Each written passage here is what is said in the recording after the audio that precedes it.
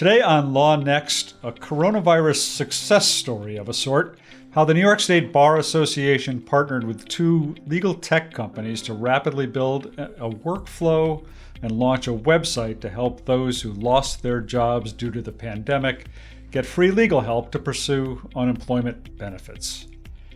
This is Bob Ambrogi, and you're listening to LawNext, the podcast that features the innovators and entrepreneurs who are driving what's next in law. And we've got a full roster here today of guests. Joining me today are Hank Greenberg, the president of the New York State Bar Association and a shareholder in the law firm Greenberg Traurig. Kristen Sunday, co-founder of the pro bono management platform Paladin. And Jack Newton, co-founder and CEO of Clio. Welcome to all of you. Great to be here. Yeah, thanks for having us. Happy to do it. So on April 27th, the New York State Bar Association launched this site to help people file unemployment claims and get legal help with those claims. Hank, the story of how this came together is pretty interesting. That's what we're here to talk about. But what was the genesis? What was the problem? What was the issue that you set out to solve? Well, here we sit in New York State, the epicenter of COVID-19 for the nation, New York City in particular. And a few weeks before the date you identified, Bob, we as a bar association, in partnership with our state court system, made a judgment that we were going to build out a statewide pro bono network of lawyers. From all the way upstate, Niagara Falls, to as far down south as you can go. Montauk, New York, we were going to try to find volunteers because we anticipated when the crisis passed, we would see an unprecedented surge or demand for legal services in New York as a result of COVID-19. And then one day, the governor of the state of New York, Andrew Cuomo, his office reached out to us at the State Bar Association and asked if we could help them with the crisis that New York has experienced in terms of unemployment. Right now, Bob, as you and I are talking, there are 2 million New Yorkers who are receiving unemployment insurance benefits, depression-era levels of unemployment. And at the time when the governor's office reached out to us in April, the New York State Department of Labor, which administers the unemployment insurance program in New York, through no fault of its own, because who could possibly have anticipated COVID-19, the impact on the economy, its website crashed. Its toll-free 800 number was backed up by several hours. Thousands, tens of thousands of people wanted to apply for unemployment insurance benefits, and the state was struggling to sort of meet that demand. Yeah. They reached out to us because some number of people who apply for unemployment insurance benefits have those claims denied. And there's evidence that people who are represented by counsel in the appeal process fare better than those who weren't. And they asked us, well, can you stand up a pro bono network to help those people? And can you do that, say, in the space of a week? Understanding, like I said before, 2 million New Yorkers today are receiving unemployment insurance benefits. Yeah, amazing. So thanks to the wisdom and genius of our executive director, Pamela McDevitt, who over the years has acquired an expertise in who truly is the best and the brightest in legal tech. She reached out to Jack Newton of Clio, and Jack in turn reached out to Kristen from Paladin and said, I think she might have begged, please help us. Because the only way to solve this problem, given this extraordinary volume of people who needed legal assistance, couldn't afford a lawyer, and matching them with a large volunteer fleet of attorneys and doing that in real time, that riddle could only be solved through technology. And I am eternally grateful to Jack and Kristen. These are truly giants in the legal tech world, as you know, and their service, their volunteerism was extraordinary because literally in the space of 2 weeks, these two legal tech geniuses produced an online innovative web service that has allowed us, one, to be able to recruit at this point over 800 lawyers who have volunteered their services to help people whose claims have been denied, and to match them with the lawyers, and several hundreds of people in real time have asked for this service. We've been matching them. None of this would have been possible without Jack and Kristen. Well, I'm guessing Pam didn't have to beg too hard, knowing Jack and Kristen. But before I get to them, I just wanted to follow up on one point, which is you had the New York State Bar had already been in the process of this sort of virtual, rather digital transformation for a period of time, and in a way, this was maybe a culmination or a certain a natural extension of what you'd already been doing, right? It really was. For the last year, our single highest management administrative priority at the New York State Bar Association was, as we described it, to build a virtual bar center, to effect a digital transformation, to use your phrase. And we have devoted an extraordinary amount of resources to transforming our website and all of our technological infrastructure that was virtually no pun intended, from the Stone Age. And we have expended extraordinary resources in order to get there, to reinvent our website, and to do all of these things. And as tragic and awful as COVID-19 has been for all of us, we actually completed the lion's share of the work in terms of that digital transformation just a few weeks before COVID-19 struck. As a result, we were in position to be able to move from a physical and actual platform to a virtual platform. And over the course of the last 2.5 months, it really has been, thanks to that digital transformation, the finest hour of the New York State Bar Association. We have produced over the course of the last few months more services, more continuing legal education. We reinvented our social network platforms. We reinvented our email, e-blast to our more than 70,000 members. We transformed our website into a COVID-19 resource. And only through the power of technology, we were able to do that. And only through the good fortune of the wisdom of our executive director were we in a position just a matter of weeks before COVID-19 to be able, when we physically had to leave the bar center and do all of our work, a staff of more of 100 remotely, to be able to effect that move from actual to virtual seamlessly. So, Jack, how hard did Pam have to beg to get you involved in this project? She didn't have to beg me, really, Bob. She did call me and say, I have a crazy ask to make of you. And I wasn't really sure what that crazy ask was, but she described this impending tsunami of legal needs that New York residents would have as it relates to this unemployment benefit and the legal needs that surround that. And asked me if I could help create a scalable solution for both intaking those New Yorkers that need legal assistance, and then matchmaking them with volunteer lawyers that are willing to service those legal needs. And the wheels that started turning for me were, this sounds like a really interesting opportunity to deploy Clio's tools, in particular Clio Grow and Clio Manage, into a brand new use case that we've never really explored before. And what was really interesting was the timing of this discussion. It did feel like the stars really lined up for us on this front. The timing of the discussion was really apt, as I was a week or so into working with Kristen already on building a partnership between Clio and Paladin, where we could offer our joint services to legal service organizations. And Clio, along with LegalZoom, was also helping fund the really remarkable work that Kristen and her team were doing with the ABA at a national level. So this was, when Pam's call came in and her ask came in, I realized this is actually a really unique opportunity to take these puzzle pieces that were Clio Grow for the intake side, Clio Manage for the volunteer lawyers to use to manage the cases, to create an end-to-end secure data pipeline for all of the case details, all the way from intake to the volunteer lawyer doing the work, with Paladin sitting in the middle doing the matchmaking between the volunteer lawyers and the cases that were being submitted through this intake portal.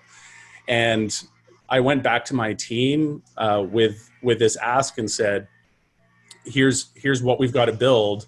And the original timeline was actually a week. Here's what we've got to do on, this was Monday that I called the meeting. Here's what we've got to build by Friday. Can we pull this off? And we had a prototype. And had you called Kristen at this point, or you were going to fill her in later? I called Kristen over the weekend. So the conversation was with Pam on a Friday. I talked to Kristen over the weekend. I came back to Pam on Sunday and said, I think we can do this. I'm going to assemble the teams on Monday. And it really felt like, for fans of the Avengers movie, like an Avengers Assemble kind of moment where we had a great team of people from NYSBA, a passionate group of developers and product managers from the Clio side, and similarly from the Paladin side, that all just got together and said, let's figure out how to build this over the course of a week. And our teams worked around the clock with this backdrop that Andrew Cuomo in his daily briefing at some point is going to say, New Yorkers that need legal assistance can go to this website. And the knowledge that in a state the size of New York, that could mean millions of people literally hitting this intake form and needing to get triaged in some kind of workflow within NYSBA. And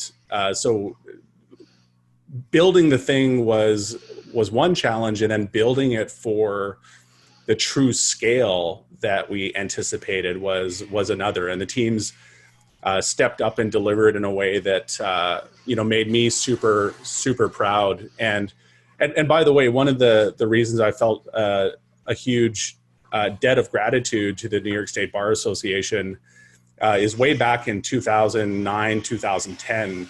They became the very first member benefit for Clio. They became the first state level bar association to endorse Clio as a cloud solution provider, and in fact Clio became the exclusive cloud provider for practice management that was recommended by the New York State Bar Association.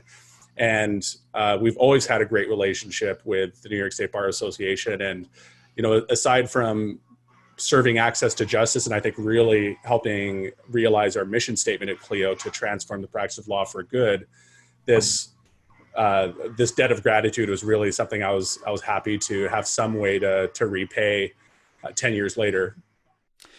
And I'm going to get to Kristen, who's been sitting here very quietly for all this time. But one follow up on that, Jack, is I know this, and a lot of listeners to my podcast will know this because you've been on talking about it. But maybe you want to also just explain the commitment that Clio made to COVID relief as this pandemic started as this pandemic started. Right as the pandemic was settling in late March, we launched the COVID-19 Relief Initiative, which was a $1 million relief initiative to help transform law practices to deal with the pandemic and to help equip the legal industry to go through this unbelievable amount of transformation that was going to be required to survive the challenges that COVID-19 presented. And this for us meant earmarking funds to go to nonprofit initiatives. And in fact, it was ironically enough, or coincidentally enough, this announcement of the COVID-19 Relief Fund that was the catalyst for Kristen reaching out to me about whether we might fund this ABA project that Paladin was undertaking. And we did end up doing that along with LegalZoom. But we've also funded millions of dollars worth of financial relief in the form of in-kind Clio licenses given away for a discount or for free for law firms that just need to make this evacuation to the cloud. We've given direct financial assistance and access to accountants, for example, that can help lawyers navigate the PPP program and other financial relief programs. So this $1 million COVID-19 relief initiative was obviously a a really important moment for us over the course of the last couple of months, and I think has catalyzed so many great things and allowed technology, I think, to permeate the legal industry in a way that it hasn't been able to over the last 10 years. And we've seen, as I've often framed, 5 or 10 years worth of technological change in the legal industry happen in 5 or 10 weeks. And now I actually think, with the benefit of hindsight, that may have been a conservative estimate. When you look at what's happening with the courts, for example, it's change that maybe would have never happened without a forcing factor like COVID-19. If you look at the way that the New York State Bar Association is stepping up to meet this demand, without an externality like COVID-19, this is probably not an evolution that the Bar Association would have gone through. So I think it's very interesting to see the profound ways that so many organizations, so many law firms, and so many courts are pivoting to in the COVID-19 era. And I'm certainly optimistic that many of these changes will be enduring and permanent changes on the industry. Yeah. So, Kristen, how did you, what was your initial reaction when Jack approached you about this? And I hadn't realized you were kind of already working with Clio on some other projects before this time. I knew about the ABA project, of course, because you and I talked about that a few weeks ago. But so how did you fit into this, and what did you do when Jack reached out? Yeah, of course. So as Jack alluded to, the stars really did align on a number of these different projects that allowed us to be able to scale this technology as quickly as we did. So just for a little bit of context for those who aren't familiar with Paladin, our mission is to increase access to justice by helping legal teams run more efficient pro bono programs. So traditionally, we work with large law firms and in-house corporate teams to streamline their programs, and we think a lot about how do we increase engagement while decreasing a lot of the administrative friction and the back and forth in making attorneys aware of opportunities and then seamlessly connecting them with referring organizations to do that matching and continue with the casework. So we had started, I want to say about 2 weeks before this project came to light, working with the Clio and LegalZoom to partner with the American Bar Association, their disaster legal services program, to build the first nationwide disaster relief pro bono portal. And we were pretty heads down on that project because we wanted to get it up and running as soon as possible. It was really our first big deviation away from our core product.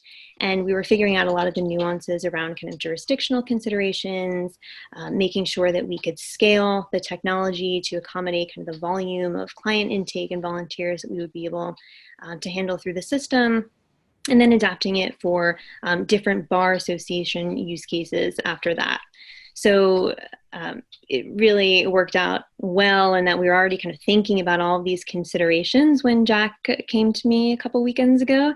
And among the team, it seemed like a no-brainer way for us to really advance our mission in connecting more pro bono attorneys with clients in need. And we had the tech foundation to start scaling and iterating. And we really see this as kind of an initial starting point. And we're continuing to work with NYSBA, local legal services organizations, to tweak the product as we go to make sure it's as efficient as possible for both sides of the need there.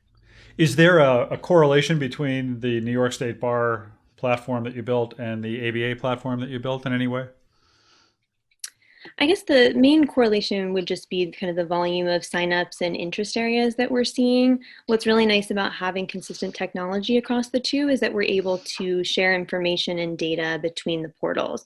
So for example, we've been able to share the NYSBA opportunities on the ABA portal in order to increase awareness and visibility. I know the ABA just pushed it out last week, and they've been doing a really amazing job of helping us get out the word. And so we've been able to see a ton of signups through them and through NYSBA. And actually, Hank, there's been an update since we last chatted about it, but we now have over 1,000 volunteers in the system in New York just over the course of a few weeks, which is truly incredible. And how many people have used the system? Do you know? So that's on the Clio side in terms of intake. I know they've seen hundreds of people coming through, and I know that a few hundred of them have been matched.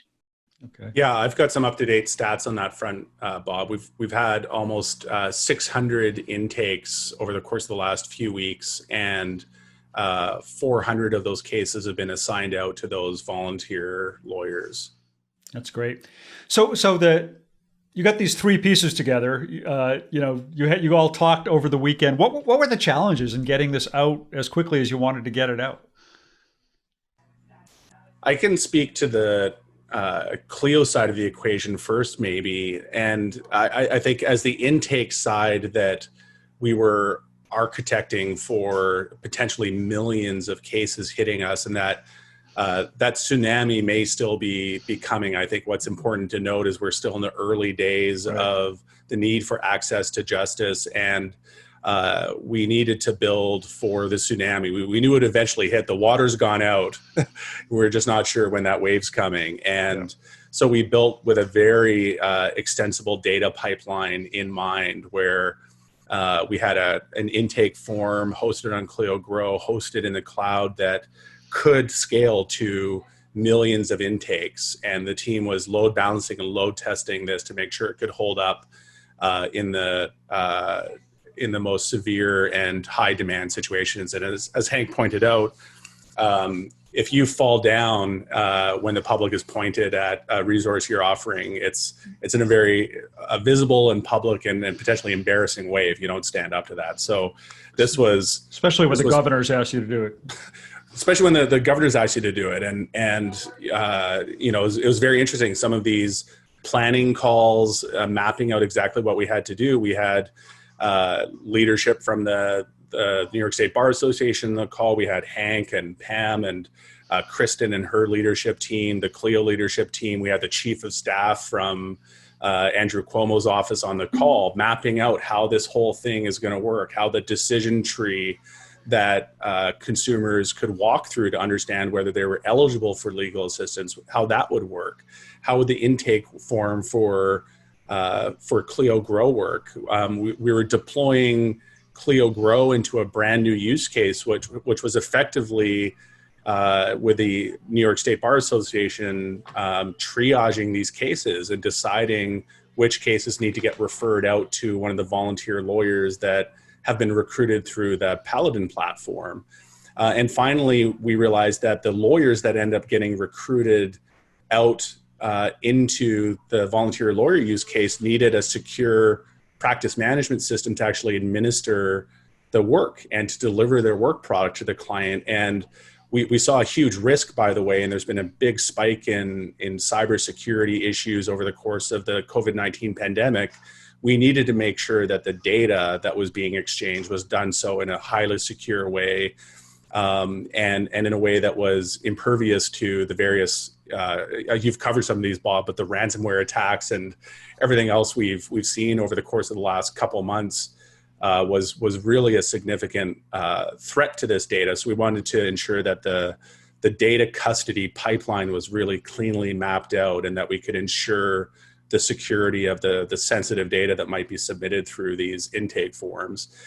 So I think the big challenge was just mapping out that flow chart that you can kind of see floating in your mind of all those pieces that we needed to put together, and getting our teams aligned around that, and then just executing like crazy for a week to build it. And I think we got to the alignment piece pretty quickly, and the looming threat of the governor mentioning the site on one of his daily briefings was a huge motivating factor to just making sure that we, number one, did the work well and did the work in a scalable and secure way. And I think we succeeded in that. I was really excited to see, I think we had daily calls, if not more frequent, over the course of that whole week. It has turned into a blur in my mind, but yeah, sure. We were talking constantly. We were text messaging back and forth constantly, and the team stepped up and really delivered something remarkable in a short amount of time. Yeah. Kristen, what about from where you sit? As you say, this is all a little bit outside your normal course. You're already working on the ABA project. What was the challenge for you? Right. So I think just taking into consideration all of the different parties that were involved in this project was really important to us. So this would not have been possible if it weren't for the collaboration of NYSBA and Clio and Paladin. I have to give a shout out to our engineering team and product team who really came together quickly and figured out how the pieces did fit together, but also local experts on the ground. So we were consulting with legal services organizations, DOL, to really understand, what needed to happen and be incorporated into this product before launch. So just thinking about, those product considerations, the UX, UI, and how they, on the Paladin side, kind of overlapped with what we were building in partnership with the ABA. Those were all really important things for us to be thinking about all the time. Yeah. Hank, unemployment is a very immediate and important need right now, but obviously it's in some ways only the tip of the iceberg of that tsunami Jack was talking about. What is the bar thinking about, looking at, doing to prepare for the rest of that tidal wave that's going to be coming? Well, the enormous value of what Jack and Kristen did was create for us a template, a stencil, if you will, for us to build out our pro bono network so it can meet the anticipated demand in a variety of legal fields. So let me give you a few examples. In New York, when you have 2 million unemployed people, you have a lot of people who can't pay rent. New York City, the other metropolitan areas around the state of New York, Rochester, Syracuse, Buffalo. Right now, you are seeing a pent-up, ever-building, the floodwaters rising of landlord-tenant disputes with tenants who simply have no capacity to pay. Now, Governor Cuomo has imposed a moratorium on any eviction proceedings until August 20. But we have assembled a blue ribbon commission to sort of do two things. One is stand up a pro bono network just for that category of cases, landlord-tenant disputes, primarily representing tenants who can't afford an attorney, and also developing a dispute resolution model that will allow between now and the end of the summer the capacity of people to resolve these disputes. We expect in the next few weeks to be announcing both the formation of this new pro bono network. This is going to require not just hundreds, but thousands of lawyers. And the genius, the contribution that Jack and Kristen have made by creating this template is that we can now build out on our website and stand up a new module that addresses housing disputes. We're also going to be rolling out other similar kinds of modules for creditors' claims, domestic violence claims. COVID-19 has just given rise to all manner of new kinds of lawsuits, and the sheer volume of litigation is enormous, and it's disproportionately going to impact the poor and minorities. Let me also say this about what Jack and Kristen has done. They may have found the key to the kingdom of solving the access to justice problem. I'm actually optimistic that they have. Before COVID-19 in New York and around the nation, we had a justice gap and we had an access to justice crisis. And it was clear beyond any doubt that institutional legal service providers, legal aid societies, who do incredible work, their resources were strained before COVID-19. They were working beyond capacity even then. And they were not able to meet the needs of the poor, the working poor, and even the middle class. And so I was recently at a meeting of the American Bar Association, their past meeting, the mid-year meeting in Austin, Texas, where a resolution was enacted. The New York State Bar Association, I'm proud to say, led it, about the importance of dealing with the justice gap, which is now, after COVID-19, a justice Grand Canyon, and finding new and innovative ways to address that crisis. One of the things Kristen and Jack have done and taught us by their example is that technology is clearly, if not the answer, a fundamental answer to trying to meet that demand. And what they have done through the model they've created that we're now going to be building out in other fields of the law, I am enormously optimistic as a paradigm shift in the way people think about addressing the access to justice crisis and solving it. And we have never needed that kind of solution, that kind of technological wisdom now, today, more than ever before. Well, you're preaching to the choir on that point, I think, with this group here. But actually, that was kind of the next question I wanted to ask, which is what are the lessons that we can take away from this? Clearly, the fact that technology is an important tool in addressing the access to justice crisis. But I'm wondering if it also just says something about our ability or the need for us to work together to solve these kinds of crises. I mean, to me, it seems pretty cool, both in this case and in a few other cases we've heard about, that it's not just Clio doing its thing. It's not just Paladin doing its thing. It's companies coming together with organizations to really, tackle a problem in a rapidly iterated way and come up with a solution. But I think that's something that we see a lot at Paladin, just being focused on the pro bono side, is especially during great times of needs, lawyers really do step up. And we've seen a surge in interest in pro bono and folks wanting to get involved, and they just need a really easy way to do it. So technology we see as being kind of an infrastructure, a support system to really support legal services organizations. They're the experts doing all this incredible work on the ground, and we want to help surface their opportunities, ways that folks can get involved, any trainings and materials that they can provide to recruit the right volunteers for their matters. And then on the attorney side, we really want to make these pro bono opportunities accessible and go where attorneys are, which is online, on their phones. We want to understand their interests and their backgrounds, which is why we created a variety of different opportunities to post on the NYSBA portal. So attorneys can search and filter based on those interests. And now, even though we have 1,000 plus attorneys in the system, they've applied for over 3,000 opportunities total across the board. So they want to get involved with different areas. And we have a great panel of additional volunteers at the ready to help with other practice areas. But we really want to facilitate the ease with which they can get involved, submit their information, and connect with those organizations and get started as soon as possible. Yeah, that's a really important point. I mean, attorneys often want to be able to help, and they just don't know how to do it, or there is no easy way for them to figure out how to do it, and therefore they do nothing until something comes along. But Jack, what about for you? Are there kind of lessons in this, takeaways in this? What have you learned by going through this? Yeah, it's actually been hugely energizing for me and the team, and for me personally, I've become a lot more involved in the pro bono side of the equation.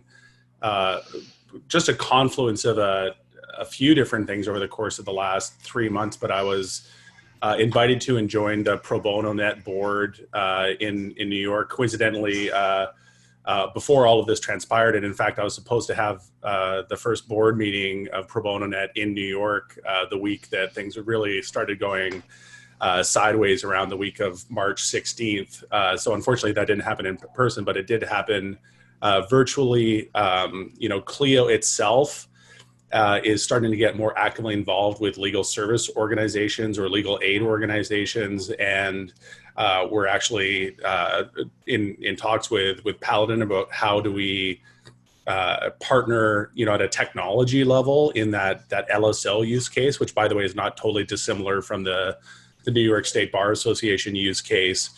And obviously this effort with NYSBA has been really eye-opening in terms of how we can use technology in maybe a more direct way than we previously thought to help bridge this access to justice gap, or I like the way Hank put it, what is becoming an access to justice Grand Canyon. And I believe that technology is part of that equation, but if you think about it, what it is really at the end of the day is this thing that, if it's doing its job properly, is helping connect the massive demand that exists out there. I mean, even pre-COVID-19, we've all seen the World Justice Data Project that 77% of legal needs that consumers experienced went unmet by lawyers and legal professionals. So on the demand side, we already saw the fact that most consumers are not seeing their legal needs met by lawyers.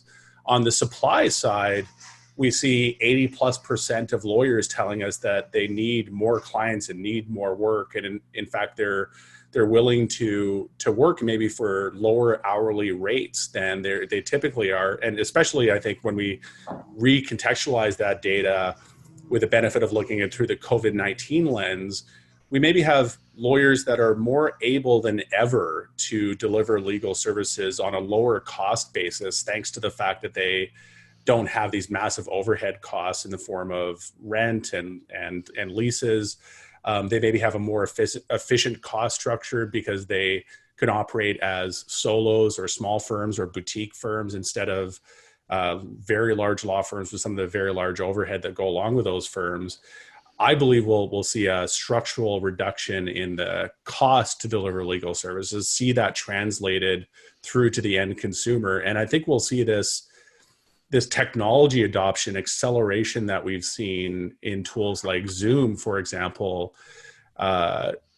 permeate other areas of the profession that can get more productive. And an example would be something simple like document automation. I believe we'll see more lawyers figuring out how to use efficiency improving tools like document automation to better meet this unprecedented need that they're about to face when this tsunami hits. And some of these tools that maybe should have been table stakes for the profession a decade ago are finally going to be adopted in a more broad way. I think we'll see client portals. I think we'll see Zoom meetings. I think we'll see e-signatures. I think we'll see all these efficiency creating technologies adopted, again, out of necessity, maybe rather than just being a tactical improvement. But those are all going to be enduring changes for the profession. And we're starting to see it in courts adopting tools like Zoom and so on. So for me, it's been,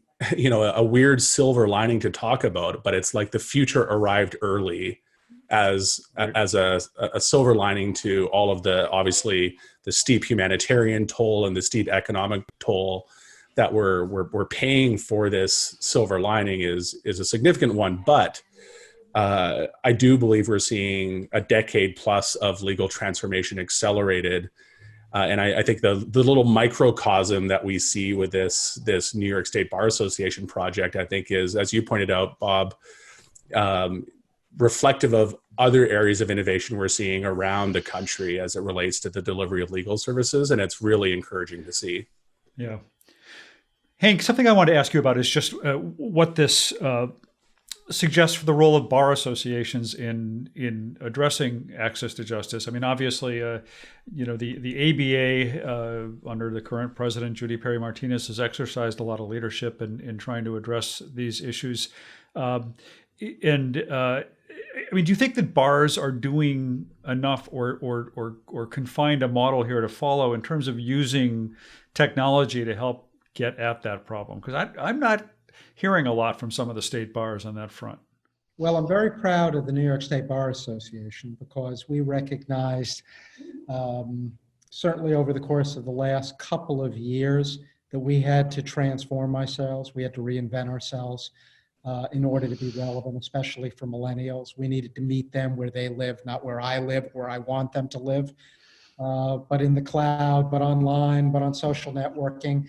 We had to deliver services differently. So we understood that and affected that transformation, as I said before. But your point, Bob, I think is exactly the right one. If bar associations are going to flourish, if they're going to grow, if they're going to be relevant, then they need to embrace technology, and not in a begrudging way. They need to own it. They need to make it part of what they do and how they deliver services. And I will tell you, thanks to the extraordinary work of Kristen and Jack, I believe what they have done will make a seismic difference, not just for the New York State Bar Association, but for others. Someone once said, and I think they said it well, no crisis should go wasted. And Jack's right. There's a silver lining here that, of course, none of us wished that it took a crisis or a tragedy to discover, but nevertheless, it is there. And what we have achieved, and I think Jack made this point and Kristen did as well before, is that so many of the obstacles, so many of the roadblocks on the access to justice front that a bar association would have otherwise confronted simply fell by the wayside because of COVID-19. By that I mean, there is scarcity in terms of resources available to institutional legal service providers. That's out there. That's always a concern. Bar associations have always been in the forefront of advocating for that. But what Kristen and Jack have sort of discovered is that bar associations can be catalysts, can be facilitators to assist institutional legal service providers in ways they couldn't imagine. Let me give you an example. One thing the New York State Bar Association can do that no legal aid society can do, because of our statewide reach, because of our robust communications capacity, is we can create and recruit volunteer attorneys in ways that a regionalized legal aid society couldn't. So a call was put out to find lawyers for unemployment insurance, and lo and behold, 800 lawyers show up. Last week, as we're building out our new front, based on the platform Kristen and Jack created for people who are the victims of COVID-19 and have small estates who want to administer their wills. These people don't have any money, but nevertheless, they have enough resources to have a will administered. They need legal support. We put out a call for lawyers. Lo and behold, 500 lawyers showed up. Why is that valuable and transformative? Why can we do that, by the way, in ways that others can't? Well, we can take those volunteers and we can get them to the regional legal aid societies that are desperate for volunteers. We can, on a statewide basis, have clients come to us in greater numbers than any regionalized legal aid society can because of our communications, because of our ability to advertise. And we can support, assist, facilitate legal aid societies in ways they couldn't have fathomed before COVID-19. So your question, Jack, puts your finger on exactly what I think is the future in terms of access to justice in that crisis. I think Kristen and Jack have seen the future. They've seized it and embraced it. I'm privileged and proud that the New York State Bar Association, and enormously grateful, are the beneficiaries of their genius and creativity. We have an executive director that sees eye to eye and herself as a technological visionary. So Jack, your question is right. This is the future of access to justice. I think state bar associations are going to play a leading role in making that future come to life. Yeah. Kristen, what else? I mean, Jack alluded to the fact that you may be working together on other projects. What else? What else we're going to see coming? What else are you working on? Yeah, that's a really great question. And we have actually had so many additional opportunities come our way as a result of this portal, because I think folks are seeing how effective that it can be. So working on portals for some additional states now, for specific initiatives that are spinning up across the country in response to COVID, building additional tools for legal services organizations to facilitate their volunteer workflow and referral processes. And then, of course, getting back to business on the firm front and the corporates and making sure that we're supporting their work, especially as they're getting more attorneys involved in projects around the country than ever before. So we want to make sure that we're helping them do that in as easy a way as possible. I know we got to wrap this up. Jack, any final thoughts on this before we call it a day? No, I think we've covered the project and what we accomplished in the right amount of depth here. I can't think of anything to add, Bob. It's been a great discussion, and again, we were just super proud to be invited to the table to help create something new here and build a workflow that I think we looked at it as we put it into production and thought, will all this work? And it has worked for hundreds of cases already, and we're only going to scale upward from here. So really satisfied to see an idea go from, an idea on the drawing board to something deployed in a new environment and see it all stand up and work really well, and to see the response from both consumers and from the volunteer lawyers be so positive. Well, a big thanks to all of you for taking the time. Congratulations on this initiative. You've really done something pretty cool here and set a model for other people to follow. And thanks, Bob. Thanks for doing this. Yeah, thank you. Yeah. So we've been talking with Hank Greenberg, president of the New York State Bar Association, Kristen Sonde, co-founder of the pro bono management company Paladin, and Jack Newton, co-founder and CEO of Clio. Big thanks to Populous Radio for doing the production and editing work on this show. That's it for this week. This is Bob Ambrogi.